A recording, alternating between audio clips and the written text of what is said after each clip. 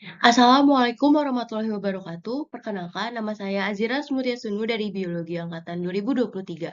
Saya memiliki ketertarikan pada Research Group Cembios, dan video ini dibuat untuk memenuhi ujian tengah semester mata kuliah Kapita Selekta. Pada kesempatan kali ini, saya akan mempresentasikan sebuah artikel ilmiah berjudul Chitosan or Hydroxypropyl Methyl Cellulose Acetate Succinate Nanoparticle as a Promising Delivery System for Curcumin in MDA-MB 231 Breast Cancer Cells yang dipublikasikan dalam Journal of Molecular Liquids by Schlesing dan kawan-kawan pada tahun 2025.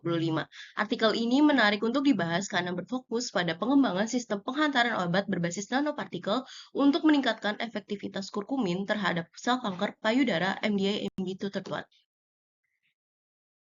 Kanker payudara adalah salah satu masalah kesehatan global yang paling serius. Data menunjukkan pada tahun 2022 saja sekitar 2,3 juta wanita terdiagnosis kanker payudara di seluruh dunia. Dalam upaya mengatasi penyakit ini, para peneliti telah mengidentifikasi kurkumin, sebuah senyawa polifenol yang berasal dari tanaman Curcuma longa atau kita biasa tahu sebagai kunyit sebagai agen antitumor yang sangat potensial. Namun, penggunaan kurkumin secara langsung memiliki keterbatasan yang signifikan. Kurkumin memiliki kelarutan rendah dalam air, mudah terdegradasi ketika terkena kondisi alkali, cahaya, oksidasi, dan panas, serta memiliki bioavailabilitas yang rendah dalam sistem biologis. Degradasi ini sangat cepat dan menghambat aplikasi terapeutik kurkumin sebagai obat kanker yang efektif. Oleh karena itu, para peneliti mencari solusi melalui pengembangan sistem penghantaran yang lebih canggih untuk meningkatkan keefektivitasan kurkumin.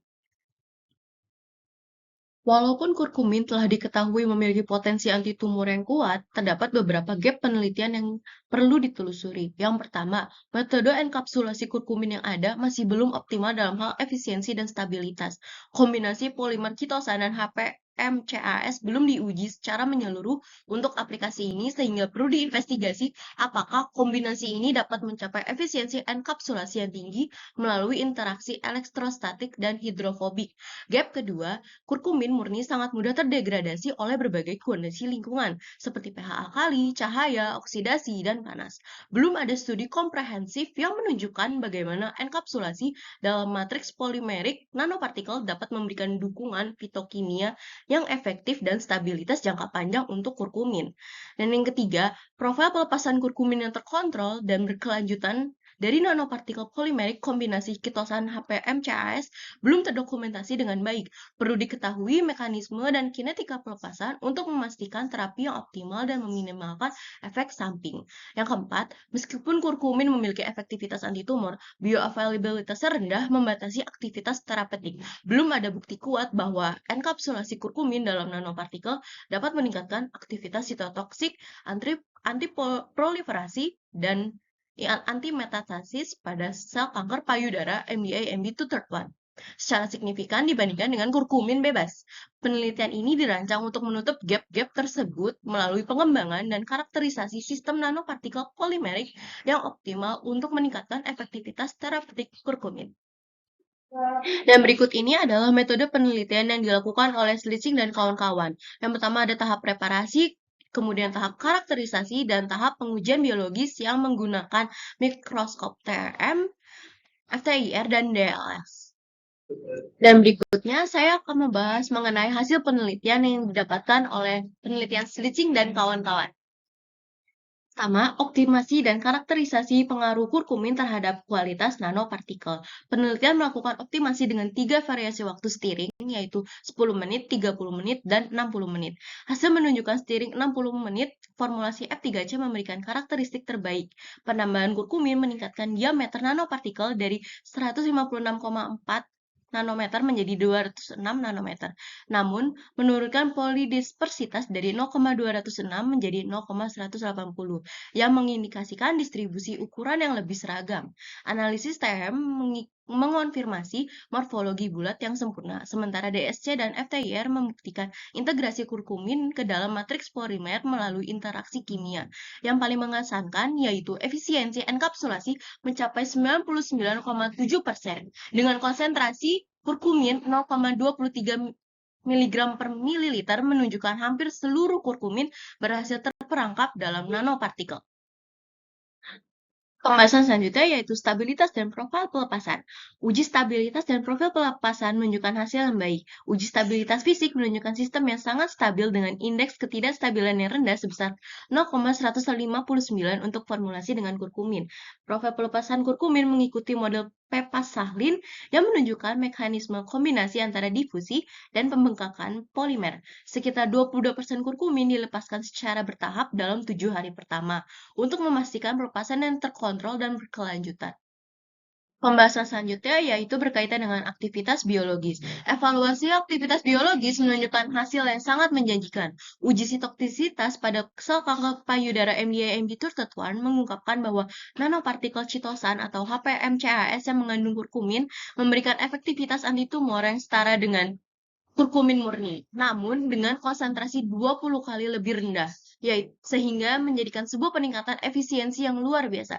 Uji pembentukan koloni semakin memperkuat penemuan ini, di mana konsentrasi kurkumin yang sangat rendah dalam nanopartikel hanya 5,7 mg per mililiter mampu menghambat hingga 50% proliferasi sel kanker. Lebih jauh, uji migrasi sel mengkonfirmasi potensi antimetastasis dari formulasi nanopartikel ini, yang mengindikasikan kemampuannya untuk mencegah penyebaran kanker ke bagian tubuh yang lain. Kesimpulan dari penelitian ini, nanopartikel citosan atau HPMCAS yang mengandung kurkumin dan dikembangkan melalui teknik gelasi ionik terbukti efektif meningkatkan stabilitas dan bioavailabilitas kurkumin. Sistem ini menunjukkan peningkatan aktivitas sitotoksik, antiproliferatif, dan antimetastasis yang signifikan terhadap sel kanker payudara MDA-MB231, sehingga menjadikannya pendekatan yang menjanjikan untuk terapi kanker payudara yang lebih efektif untuk masa saat ini dan masa mendatang. Artikel ini sangat relevan dengan rencana penelitian saya di Research Group CEMBIOS yang berfokus pada mekanisme seluler dan molekuler dalam sistem biologi. Penelitian ini secara langsung mengeksplorasi mekanisme seluler dalam sistem kanker payudara, di mana uji sitoksisitas, uji antiproliferasi, dan uji antimetastasis pada sel MDA-MB231 menunjukkan bagaimana nanopartikel berinteraksi dengan sistem sel ini. Selain itu, penelitian menunjukkan bagaimana pemahaman mekanisme pada level sel dan molekul yang sangat amat penting untuk mengembangkan strategi terapi yang lebih efektif dan presisi.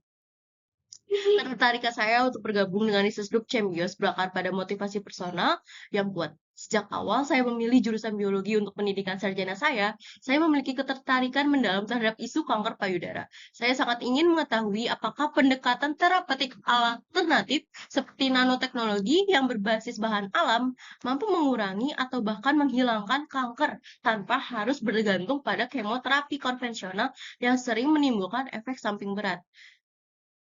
CEMBIOS dengan fokus pada mekanisme seluler dan molekuler adalah platform atau tempat yang ideal bagi saya untuk mengeksplorasi pertanyaan penelitian ini secara mendalam dan sistematis, dan mendukung penelitian saya ke depannya.